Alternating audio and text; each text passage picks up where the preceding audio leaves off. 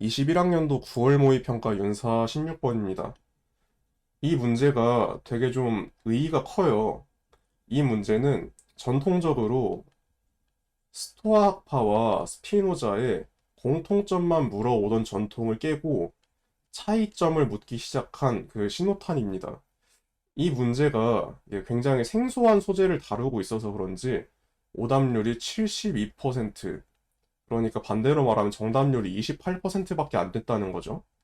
그래서 굉장히 어려운 문제였고, 이제 이 문제를 굉장히 좀 면밀하게 한번 뜯어보면서 이해를 해보도록 합시다. 일단 갑 사상가를 먼저 좀 판단을 해봅시다. 갑이 근대 서양 사상가라고 해요. 일단 갑 지문을 봤을 때 이게 스피노자인 걸 알아차리는 건 그렇게 어렵지 않아요. 지금 갑이 스피노자인데, 근데 여기서 이제 어느 부분까지 보고 이게 스피노자인 줄 알아차리느냐를 가지고 중수 이하인지 이제 고수인지가 이제 좀 판별이 됩니다. 여기서 첫 번째 문장까지 봤을 때 이미 스피노자인 줄 알았으면 고수고요. 두 번째 문장까지 보고서야 이게 스피노자인 줄 알았으면 그거는 이제 중하수라고 좀 보셔야 됩니다. 좀 미안하지만. 두 번째 문장에 나와 있는 뭐 자연에서 일어나는 모든 일은 원인과 결과의 관계로 연결되어 있다라고 하는 이제 기계론 내용이죠. 이제 주지하고 있는 이 내용을 가지고서 여기까지 다다라서야 스피노자인 줄 알았으면 중하수입니다. 첫 번째 문장만 보고도 이게 스피노자인 줄 알 수가 있는데 이게 어떤 지점에서 그러냐? 여기 지금 한번 문장을 뜯어서 볼게요. 사람이 어떤 상실의 슬픔에 빠졌을 때 그 상실이 필연적으로 일어날 수밖에 없었음. 필연적으로 일어날 수밖에 없었음을 깨닫는 순간 슬픔은 감소된다. 라고 쓰여 있어요.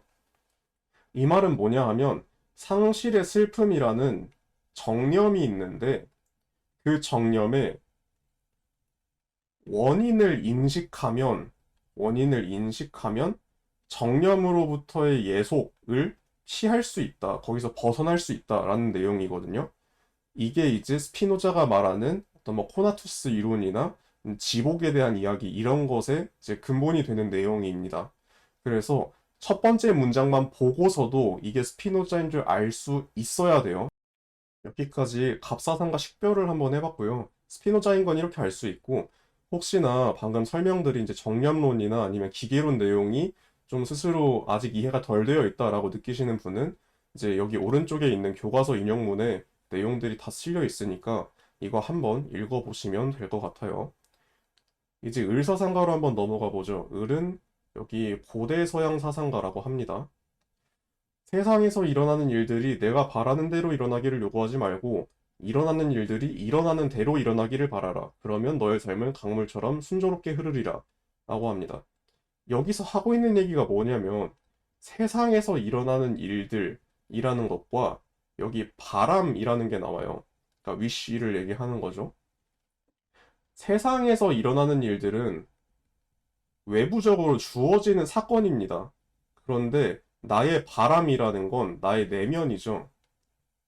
지금 여기서 하고 있는 얘기는 뭐냐면 결국은 외부가 너의 내면에 맞게 일어나기를 바라지 말고 외부는 네가 어찌할 수 있는 게 아니니까 그 내면을 너에게 주어지는 외부에 네가 맞춰야 해 라는 이런 내용입니다.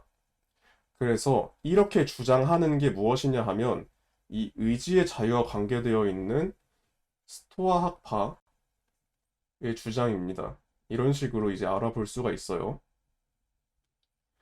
1번 선지부터 이제 보기로 할 텐데, 솔직히 여기서는 이제 차이점으로 되어 있는 어떤 한 선지 빼고는 나머지를 어쨌든 다 직접 판단을 하실 수 있어야 하고, 사실 굉장히 좀 초보적인 내용들이기 때문에 그것들 다 판단할 수 있어야 하고, 사실은 스토아파와 스피노자의 차이점을 모르고 있었더라도 또는 보고 판단이 안 들더라도 여러분은 이제 속어법으로라도 문제를 풀 수 있어야 해요. 이거 분명히 염두에 두고 일단 선지를 보러 갑시다. 일단 첫 번째 선지입니다. 자연 세계 안에는 초월적 신이 내재되어 있는가? 여기서 초월적 신이라는 게 일단 핵심이네요. 근데 이거는 기출문제에서 이미 많이 봤던 거죠. 스피노자가 말하는 신이라는 건 뭐죠? 스피노자가 말하는 신이라는 건 자연 자체였습니다. 이 신이라는 게. 그러면 초월적인 신이 아니라 내재적인 신이죠. 그래서 이 근대 서양 사상가 이 스피노자의 입장에서 부정의 대답을 할 것이기 때문에 그래서 1번 선지가 곧바로 틀리게 됩니다. 이건 굉장히 단순해요. 그 다음에 2번 선지로 한번 넘어가서 봅시다. 자연 법칙에 관한 알은 정령 극복에 기여하는가? 라고 했습니다. 자연 법칙에 관한 암, 그 다음에 정령 극복, 지금 두 가지 요소가 있어요. 스피노자한테 먼저 볼까요? 일단 스피노자한테서 정념이라는 게 뭔지를 한번 좀 생각을 해봅시다. 혹시 정념의 정확한 정의를 알고 있는 사람이 얼마나 될지 모르겠어요. 스피노자 입장에서 정념이란 수동적 감정입니다. 수동적 감정이라고 하면 그러면 능동적 감정이라는 것도 있나요? 네, 맞아요. 능동적 감정이라는 것도 있습니다. 스피노자가 말하는 감정에는 두 가지 부류가 있어요. 하나는 능동적 감정이고 하나는 수동적 감정이에요. 그리고 수동적 감정은 별칭으로 정념이라는 표현이 붙고요. 뭐가 능동적 감정이고 뭐가 수동적 감정이냐? 능동적 감정은 자기 자신이 그 감정에 적합한 원인일 때 능동적 감정이라고 표현하고요. 수동적 감정은 뭐냐 하면 자기 자신이 그 감정의 부분적 원인일 뿐일 때 그 감정을 수동적 감정이라고 부릅니다. 여기서 지문 한번 다시 볼게요. 이 지금 갑지문에서 사람이 어떤 상실의 슬픔에 빠졌을 때라고 했어요. 이거는 정념일까요? 아닐까요? 네, 이거는 당연히 정념입니다. 왜 정념이죠? 정념이 뭐라 그랬어요? 수동적 감정이라고 했어요. 그리고 지금 이 상실의 슬픔이라는 건 상실 때문에 나타난 감정이잖아요. 상실이라는 건 내가 어찌할 수 없는 외적 사건이죠. 자기 자신이 이 감정의 상실의 슬픔이라는 감정의 부분적 원인일 뿐인 그런 감정입니다. 그래서 이게 정념의 한 예시가 되는 거예요. 그러면 마찬가지로 지문에서 좀 단서를 또 얻어볼까요? 그 상실이 필연적으로 일어날 수밖에 없었다라는 자연 법칙적인 이해를 하면 슬픔이 감소된대요. 이 정념의 예속을 벗어날 수 있대요. 그러면 갑이 긍정의 대답을 할 거다. 맞는 거죠. 그러면 이제 을까지 봐야겠네요. 을로 한번 넘어가 보죠. 이제 을로 넘어와서 보면 이제 스토아파가 이야기하는 정령 극복이라는 것도 이제 떠올릴 수 있어야겠죠. 일단 스토아파가 지향하는 가장 궁극적인 목표가 뭐죠? 아파테이아라고 하면 이제 알겠죠? 한국말로 부동심이라고도 하는 겁니다. 이 아파테이아의 뜻이 뭐죠? 파토스가 없는 상태. 그러니까 정념에 예속되지 않은 상태를 스토아파는 지향한다는 거예요. 그런데 어떻게 해서 이 아파테이아에 이를 수 있다고 이야기하죠? 자연법칙 이성 로고스를 인지함으로써 아파테이아에 이를 수 있다라는 게 스토아파의 가장 기본적인 주장이죠. 그래서 을이 역시 긍정의 대답을 할 질문이기 때문에 2번도 오답이 됩니다. 3번으로 가죠. 3번 선지가 이렇게 쓰여 있습니다. 인간은 인과적으로 연결된 세계 속에서도 자유의지를 갖는가? 라고 했는데, 이것도 사실 기출문제 여러 번 나왔던 거라 여러분이 이미 알고 계실 수도 있어요. 스피노자한테서 자유와 자유의지가 구분됩니다. 여러분, 자유는 가능하죠, 불가능하죠? 자유는 가능합니다. 스피노자 입장에서 자유의지는 가능한가요, 불가능한가요? 이건 불가능합니다. 왜 그러느냐? 스피노자가 말하는 자유의지라는 건 이거는 자연 법칙의 필연성에서 벗어날 수 있느냐라는 문제고, 자유는 자기 자신이 자기 행동의 자체 원인일 수 있느냐는 문제입니다. 자유의지의 반대는 필연이거든요. 자, 이렇게 생각하면 좀 쉬울 거예요. 필연을 벗어나는 게 가능한가요? 스피노자 입장에서 불가능하죠. 그런데 예속을 벗어나는 건 가능합니다. 그래서 자유는 가능한데 자유의지는 불가능하다 라는 걸 이제 기출문제 같은 걸 통해서 평가원 여러 번 노출을 했죠. 그래서 인과적으로 연결된 세계 속에서 자유로울 순 있지만 자유의지는 갖지 못한다. 그래서 갑이 부정의 대답을 할 질문이기 때문에 지금 3번 선지도 오답이다. 이렇게 판단하고 넘어가시면 되겠습니다. 그 다음 4번 선지입니다. 이것도 굉장히 이제 기초적인 내용이죠. 세계에서 일어나는 모든 것은 신적 필연성에 의해 작용하는가? 스피노자의 기계론에 따르면 정확히 이 주장이 나오죠. 그래서 갑이 긍정의 대답을 할 거다라는 건 당연하게 나옵니다. 을도 마찬가지죠. 스토악파에서도 기계론이라는 표현으로는 쓰이지 않지만 이성, 로고스의 필연성, 신과 자연과 이성의 필연성이라는 것에 의해서 세계가 굴러간다 라는 게 스토아파의 가장 기본적인 세계관이었죠. 그래서 을도 긍정의 대답을 할 것이기 때문에 이것 역시 오답이 됩니다. 사실 여기까지 1, 2, 3, 4번을 다 지우고 나면 5번만 정답이 되기는 해요. 이렇게 풀어도 사실은 정답은 맞힐 수 있죠.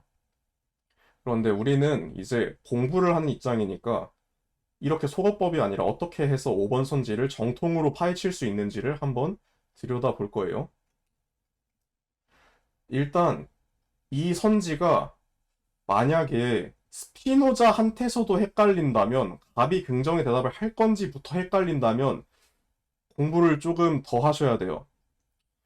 스피노자가 말하고 있는 이 지복의 정의를 제대로 익히고 있지 못하다는 거거든요.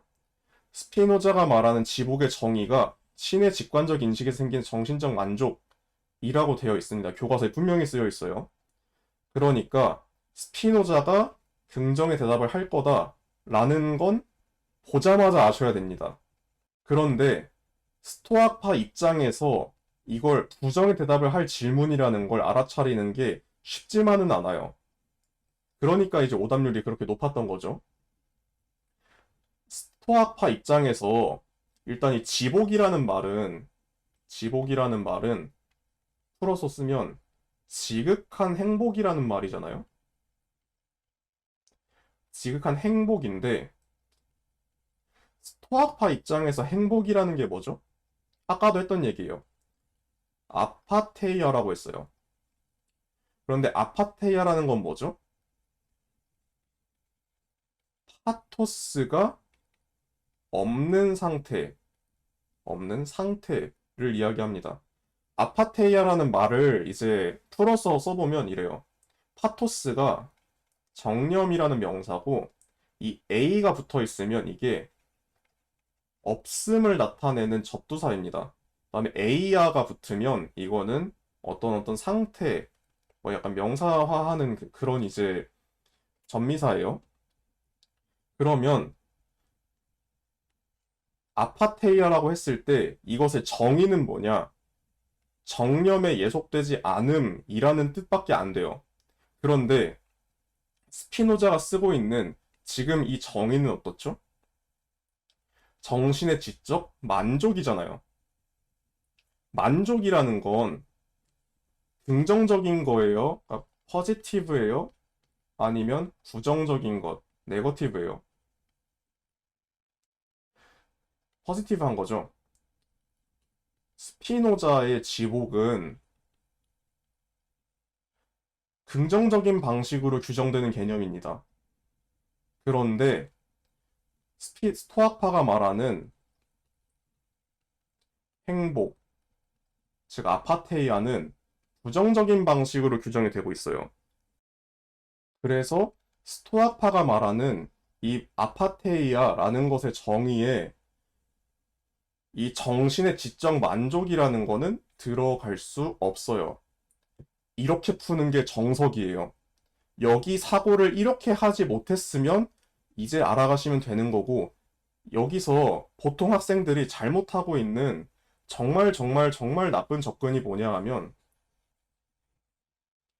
저 신에 대한 직관적 알매서 나오는 정신의 지적 만족이다 라는 이 표현을 가지고 이렇게 처리하는 게 진짜 나쁜 습관이에요. 이거를 통째로 외워놓고 스피노자 거라고 해서 스피노자 거니까 스토아파는 아니야 라고 하는 굉장히 이분법적인 사고로 접근하는 때가 있어요. 이거 정말 나쁜 습관입니다. 논리적으로도 말이 안 되죠. 스피노자 거라고 해서 스토아파 것이 아니라고 증명이 되는 건 아니잖아요.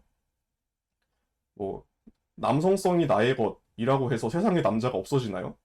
그런 거 아니잖아요. 그러니까 반드시 풀이를 하실 때에는 스토아파 입장에서 풀이를 할 거면 스토아파의 개념을 가지고 푸셔야 돼요. 그러니까 이 문제를 풀 때는 아파테이아의 정의로부터 아, 지금 이게 서로 왔다 갔다 할 수 없는 개념이구나. 지금 아파테이아는 부정적 방식으로 규정되는 것이고 스피노자가 말하는 지복이라는 건 긍정적 방식으로 규정되는 거구나. 이렇게 이해를 하셔야 합니다. 네, 이 사고를 보통 하지 못했기 때문에 그래서 많이들 오답을 고르지 않았나 싶어요. 그래서 항상 기출문제를 공부하실 때에는 정확한 풀이, 정확한 풀이를 하셔야 합니다. 그걸 위해서 저는 계속 해설 강의를 올릴 거고요. 네, 여기까지 이 문제 마치도록 하겠습니다.